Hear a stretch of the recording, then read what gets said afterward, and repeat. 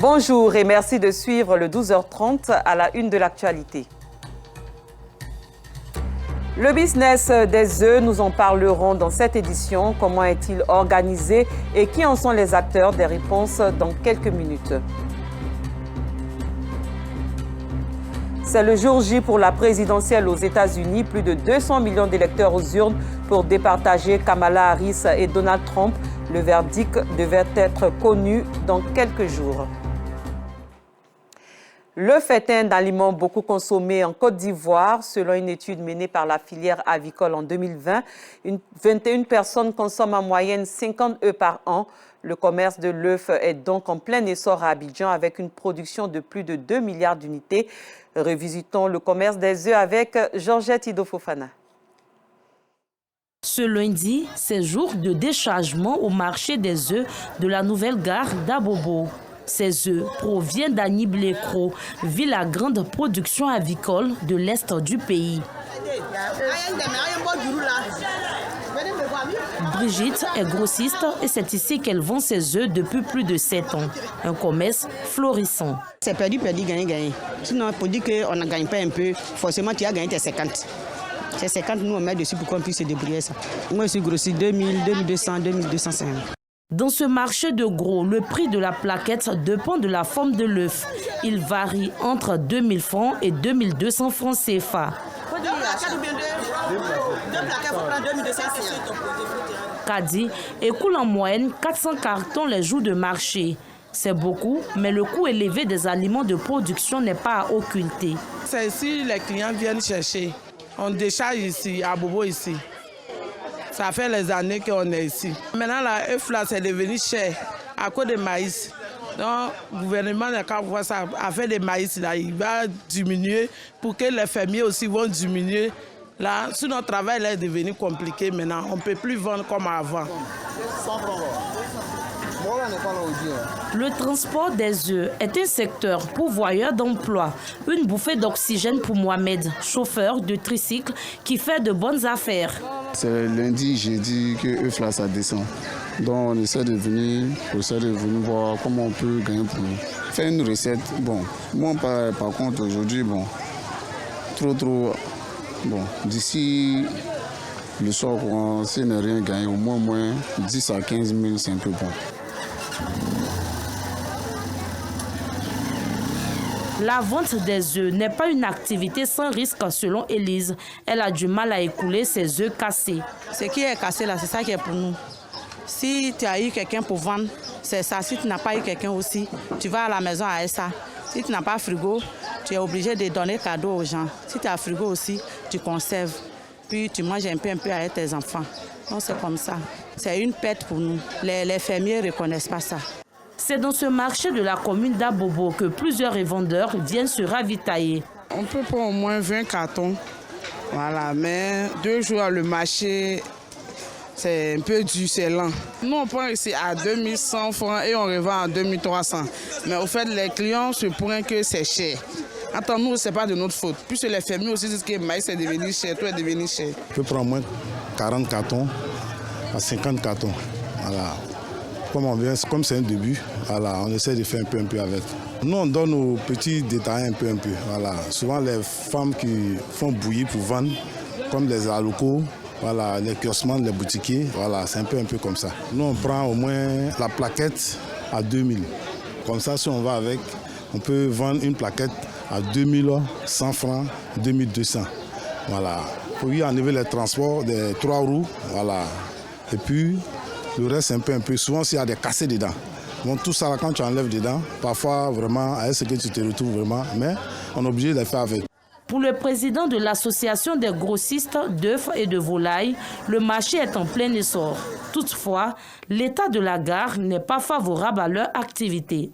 Quand les camions viennent, ça nous fatigue. Ils ont des difficultés pour rentrer dans la gare. Dans le temps même, il y a eu 2 ou 3 de mes motos, les tricycles qui sont chargés, sont tombés à cause de l'état de la route. Vraiment, ça nous crée beaucoup de problèmes. La saison pluvieuse passée la même. Ici, vous voyez que le coin est agnodé. On est venu, on a déchiré les œufs. La pluie est venue, le coin est agnodé, ça a pris nos œufs. Plein de cartons. On a beaucoup perdu. Selon la filière avicole, en 2021, près de 2 milliards d'unités d'œufs ont été consommées en Côte d'Ivoire. L'œuf demeure un aliment beaucoup prisé des populations. Le commerce des œufs, un business bien structuré. Rendons-nous à Niakaramadougou, au nord du pays. Dans cette localité, les femmes se déplacent principalement à moto et à vélo. Pourquoi? Asitan Diarra était dans la région. Elle nous donne plus de détails. Dans la ville de Niakara, située au nord de la Côte d'Ivoire, dans la région du Hambol, les vélos et les motos sont les moyens par excellence de déplacement. Ces engins, il faut les relever, sont assez utilisés par les femmes. Barakissa a parcouru plus de 7 km sur son vélo. Elle se rend au grand marché de la ville pour faire des achats. Les vélos et les motos nous aident. Si on va prendre un taxi, c'est un peu cher. Si on n'a pas l'argent, on préfère vélo ou bien moto. Quant à Awa, elle préfère effectuer ses courses sur sa moto. Elle a acheté cet engin pour éviter les comportements inciviques de certains conducteurs de taxis. Cette moto, selon elle, lui permet également de faire des économies. Je fais toutes mes courses sur cette moto. Sans la moto, je ne peux pas m'en sortir. Je vais où je veux sans aucun souci. C'est l'année dernière que je l'ai achetée. Si Awa entend éviter des comportements inciviques de certains conducteurs de taxis, pour Aïcha, conduire la moto est une véritable passion. Toutefois, pour elle, il faut être prudent pour éviter les accidents de la route. C'est passionnant en fait, c'est passionnant, tu es dessus, tu es libre, personne ne te commande, voilà, tu fais la loi sur ta moto. Quand tu dois prendre un taxi, le temps tu as arrêté le taxi pour dire tu es allé où tu veux partir, c'est un peu compliqué. Tu as ta moto, tu mets ton carburant, tu es parti.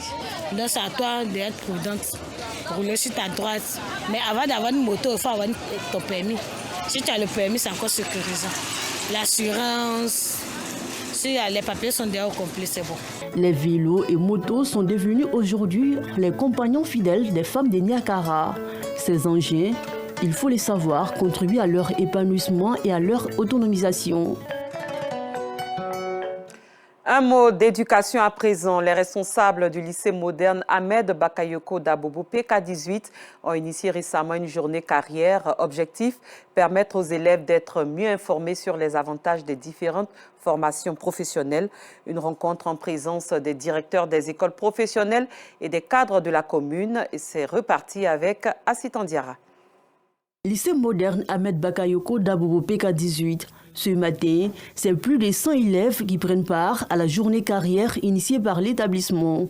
Cette journée, organisée autour du thème « Perspectives des carrières et débouchés professionnels pour les élèves du lycée moderne Ahmed Bakayoko d'Abobo », vise à préparer ces élèves à un avenir prometteur et confiant.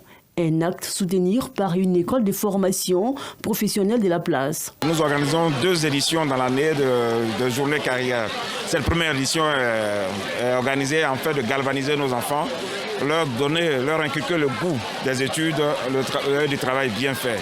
Vous savez que nous sommes dans une société où les enfants sont en manque de modèles. Et je suis fier de ce qui a été dit. Nos attentes ont été atteintes. Ce sont des opportunités qui s'offrent à des entreprises de secteur.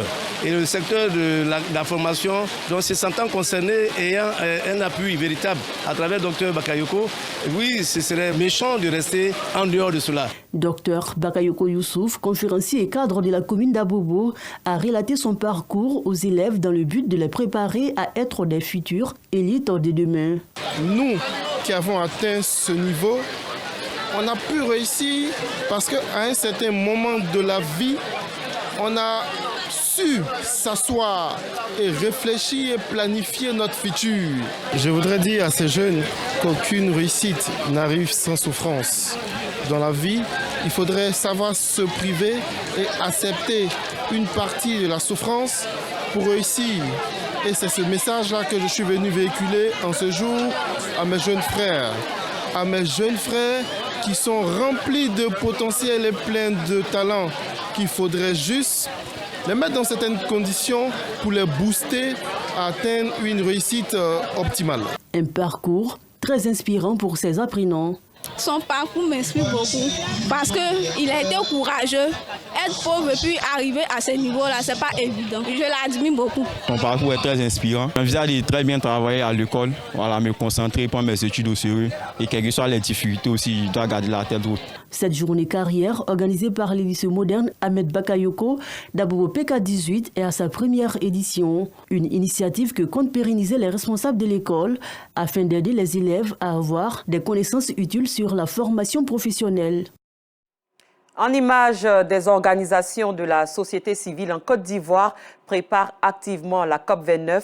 Elles s'activent à présenter les besoins des couches vulnérables et plus particulièrement des enfants en vue de leur adaptation au changement climatique.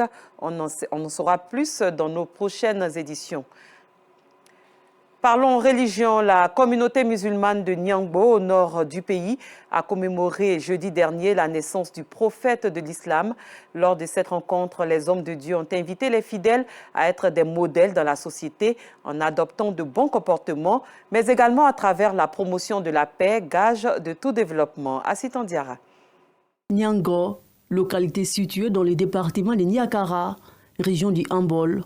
Cet après-midi, les filles et fils du village, venus des différentes villes de la Côte d'Ivoire, réunis sur la place publique.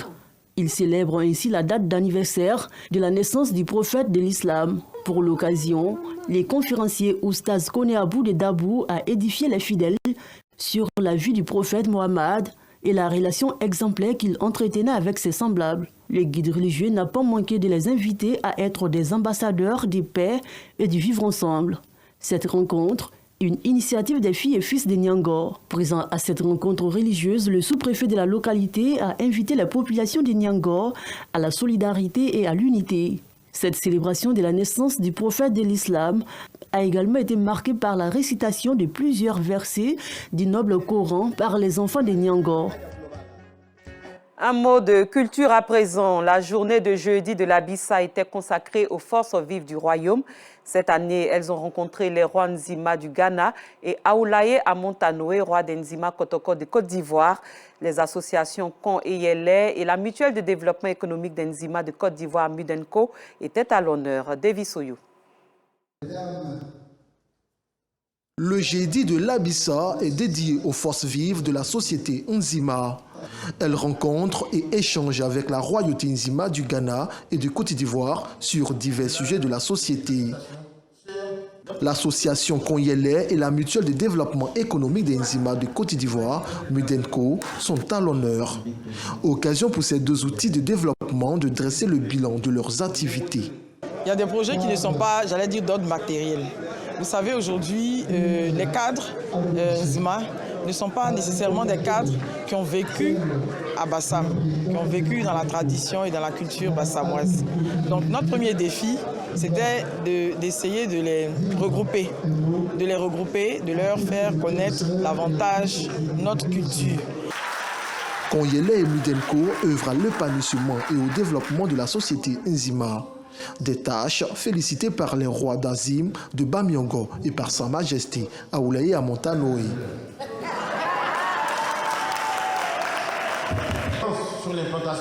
Autre temps fort, la présentation des membres d'honneur de la Mudenko. Le certificat et l'écharpe consacrent ainsi l'adhésion de ces personnalités à la mutuelle. Ce geste formalise également le jumelage des mutuelles du district des Lacs, de Katiola, avec celle d'Nzima de Côte d'Ivoire. C'est un exemple qui doit se perpétuer. Il faut absolument que nous apprenions, dans le cadre du développement, à nous ouvrir vers d'autres régions, vers d'autres peuples. Nous sommes certes des intellectuels, donc nous avons la tête dans le modernisme, mais il faut rester bien ancré, les pieds bien ancrés dans nos traditions pour que nous soyons complets, équilibrés. Invités d'honneur, membres de la Mudenko, de Konyele et la royauté visitent l'exposition photo qui retrace l'histoire de cette grande famille Nzima et de l'Abissa d'hier à aujourd'hui.